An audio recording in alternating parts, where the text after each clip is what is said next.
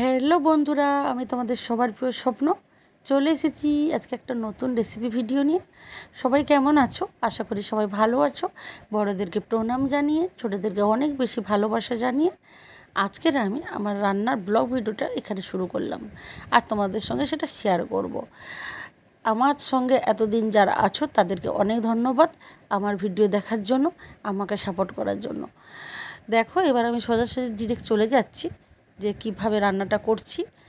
তার আগে তোমাদেরকে ছোট্ট একটু ভিডিও শেয়ার করব, যেটা হচ্ছে এই কাতলা মাছটা আমার বাপের বাড়ি পুকুরে উঠেছে। আর আমি অনেক দিন পরে বাপের বাড়ি গেছি, আর অনেক দিন পরেই এই 3.5 কেজি মতো ওজনে বড় মাছটা একদম তাজা দেখে আমি লোভ সামলাতে পারলাম না, তাই এর ভিডিওটা আমি দেখালাম। এরপরে নেক্সটে আমি এর ভিডিওটা এই মাছটা দিয়ে রান্না করেছি, সেটা তোমাদের সঙ্গে শেয়ার করব।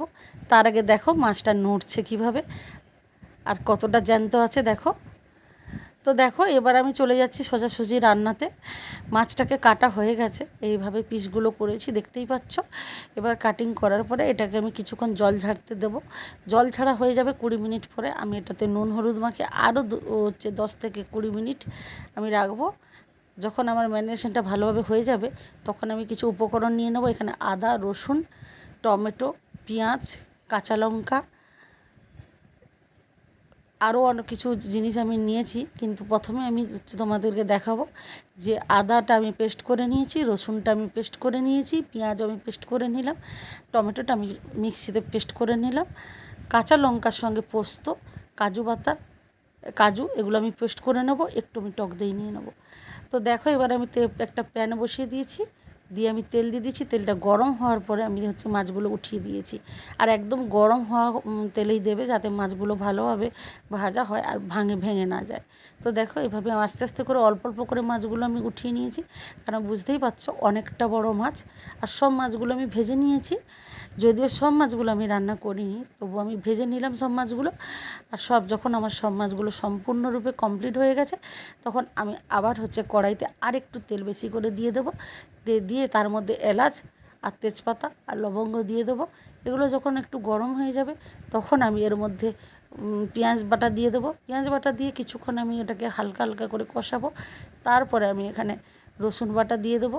রসুন বাটা একটু হয়ে গেলে আমি এখানে আদা বাটা দিয়ে দেবো। আদা বাটাটা কিছুক্ষণ দেওয়ার পরে আবার একটু আমি নাড়াবো। যখন আমি সুন্দরভাবে নাড়িয়ে একটু হালকা হালকা ভাজা হয়ে যাবে, তখন আমি এখানে টমেটো বাটাটা দিয়ে দেবো। আর দেখো, টমেটোটা দেওয়ার পরে কতটা কালারফুল হয়ে গেছে। এখনও কিন্তু আমি এখানে লঙ্কা ইউজ করিনি, তবে পরে ইউজ করব। যখন আমার টমেটোটা নাড়ানাড়ি করা হয়ে যাবে, তখন আমি দেখো এখানে কাশ্মীরি লঙ্কা ব্যবহার করেছি, যেহেতু কাঁচা লঙ্কা তরকারি করব, তাই আমি কাশ্মীরি লঙ্কাটা দিয়ে দিলাম। আর এখানে ধনে আর কাঁচা লঙ্কা আমি একসাথে বেটেছিলাম, সেটা দিয়ে দিলাম। 2 চামচ মতো হালকা টক দই দিয়ে দিলাম। আর কাজু আর কিশমিশ দুটো দিয়ে পেস্ট করে রেখেছিলাম, সেটাও আমি দিয়ে দিলাম। দিয়ে এবার মশলাটাকে খুব ভালোবেসে কষাবো। তার আগে এখানে আমি হলুদ দিয়ে দেবো, নুন দিয়ে দেবো প্রয়োজন মতো, আর এখানে জিরে গুঁড়ো দেবো, ধনে গুঁড়ো দেবো। দিয়ে দেখো কত সুন্দরভাবে আমি এটাকে কষিয়ে নিয়েছি। যখন আমি ভালোভাবে কষানো হয়ে গেছে, তেল ছাড়া হয়ে গেছে, তখন আমি এর মধ্যে জলটা দিয়ে দেবো। জলটা যখন ফুটে যাবে তখন আমি এর মধ্যে মাছগুলো দিয়ে দেবো। আর মাছগুলো যখন ফুটে যাবে, হালকা গরম মশলা ছড়িয়ে দিয়ে আর একটু ধনেপাতা কুচি ছড়িয়ে দিয়ে আমি এটাকে সার্ভ করে দেবো।